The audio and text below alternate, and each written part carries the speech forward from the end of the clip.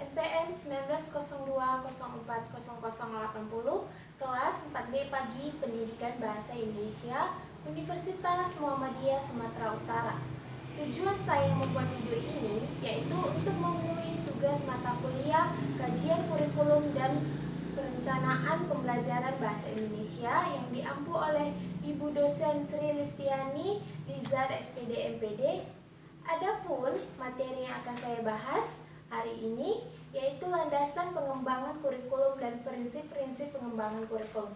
Tidak usah menunggu lama, mari kita ke videonya.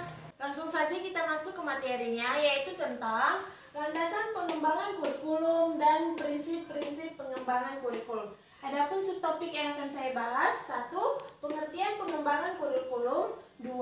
Landasan pengembangan kurikulum, dan yang ketiga, prinsip-prinsip dalam pengembangan kurikulum. Sebelum itu, saya akan membahas sedikit apa itu kurikulum. Kurikulum merupakan alat untuk mencapai pendidikan yang dinamis. Hal ini berarti bahwa kurikulum harus senantiasa dikembangkan dan disempurnakan berdasarkan laju perkembangan ilmu pengetahuan dan teknologi. Pengembangan kurikulum harus didasarkan pada landasan dan prinsip-prinsip yang berlaku. Oleh sebab itu, ada beberapa landasan dan prinsip-prinsip yang harus menjadi pedoman dalam pengembangan kurikulum.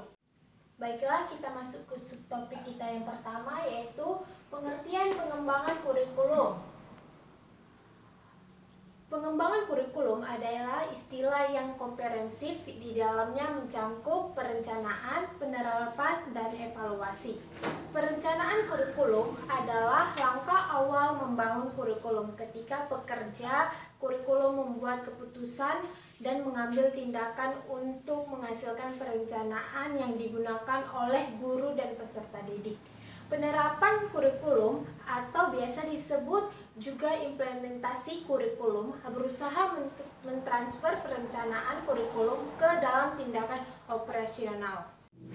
Selanjutnya saya akan membahas subtopik yang kedua, yaitu landasan pengembangan kurikulum. Secara umum, landasan pokok dalam pengembangan kurikulum adalah landasan filosofis, landasan psikologis, landasan sosiologis, dan landasan ilmu pengetahuan dan teknologi atau IPTEK.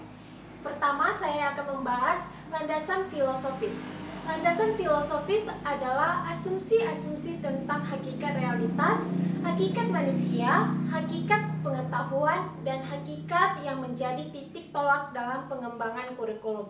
Asumsi-asumsi filosofis tersebut berimplikasi pada perumusan tujuan pendidikan, pengembangan isi atau materi pendidikan, penentuan strategi, serta pada peranan pada peserta didik atau pendidik. Yang kedua ada landasan psikologis. Landasan psikologis adalah asumsi-asumsi yang bersumber dari psikologi yang dijadikan titik tolak dalam pengembangan kurikulum. Ada dua jenis psikologi yang harus menjadi acuan, yaitu psikologi perkembangan dan psikologi belajar. Psikologi perkembangan mempelajari proses dan karakteristik perkembangan peserta didik sebagai subjek pendidikan. Sedangkan psikologi belajar mempelajari tingkah laku peserta didik dalam situasi belajar. Ketiga, landasan sosiologis. Landasan sosiologis adalah asumsi-asumsi yang berasal dari sosiologi yang dijadikan titik tolak dalam pengembangan kurikulum.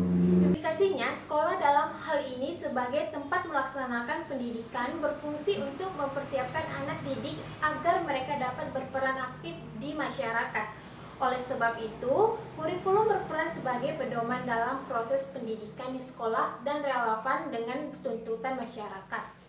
Sekolah di sini bukan hanya untuk berfungsi mewariskan kebudayaan dan nilai-nilai masyarakat saja, akan tetapi sekolah juga berfungsi untuk mempersiapkan anak didik dalam kehidupan masyarakat. Subtopik yang ketiga, yang terakhir, prinsip-prinsip dalam pengembangan kurikulum. Prinsip-prinsip pengembangan kurikulum menunjukkan pada suatu pengertian tentang berbagai hal yang harus dijadikan patokan dalam menentukan berbagai hal yang terkait dengan perkembangan kurikulum, terutama dalam fase perencanaan kurikulum. Prinsip-prinsip tersebut menggambarkan ciri dan hakikat kurikulum itu sendiri.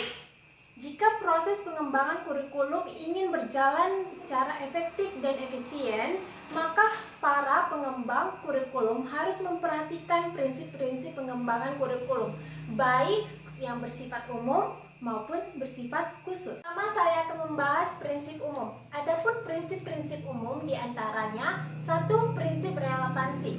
Prinsip relevansi adalah keserasian pendidikan dengan tuntutan masyarakat. Pendidikan dikatakan relevan jika hasil pendidikan tersebut berguna bagi masyarakat. Yang kedua, prinsip fleksibilitas. Kurikulum hendaknya memiliki sifat lentur dan fleksibel. Hal ini berarti dalam penyelenggaraan proses dan program pendidikan harus diperhatikan kondisi perbedaan yang ada dalam diri peserta didik. Ketiga, prinsip kontinuitas. Kurikulum sebagai wahana belajar yang dinamis perlu dikembangkan terus-menerus dan berkesinambungan. Kesinambungan dalam pengembangan kurikulum menyangkut saling berhubungan antar tingkat dan jenis program pendidikan atau bidang studi. Yang keempat, prinsip praktis. Kurikulum memiliki prinsip praktis di mana kurikulum mudah dilaksanakan, menggunakan alat-alat yang sederhana, dan biaya juga murah. Prinsip ini juga disebut sebagai prinsip efisiensi. 5. Prinsip efektivitas. Efektivitas dalam kegiatan berkenaan dengan sejauh mana apa yang direncanakan dan diinginkan dapat dilaksanakan atau dapat dicapai. Itulah pembagian dari prinsip umum. Selanjutnya, prinsip khusus. Ada beberapa prinsip yang lebih khusus dalam pengembangan kurikulum. Prinsip-prinsip ini berkenaan dengan 1. Tujuan pendidikan, 2. Pemilihan isi pendidikan, 3. Proses belajar mengajar, 4. Prinsip berkenaan dengan pemilihan media dan alat pembelajaran, dan yang kelima, prinsip berkenaan dengan pemilihan kegiatan penilaian. Baiklah, mungkin itu saja yang dapat saya sampaikan tentang materi landasan pengembangan kurikulum dan prinsip-prinsip pengembangan kurikulum. Terima kasih untuk Ibu Dosen Sri Listiani Lizar, SPD MPD yang telah memberikan tugas ini kepada saya, dan terima kasih juga kepada adik saya yang bernama Ilmi Sri Murni yang telah berkontribusi dalam pembuatan video ini. Kurang lebihnya saya mohon maaf, semoga video ini dapat bermanfaat bagi yang menontonnya. Assalamualaikum warahmatullahi wabarakatuh.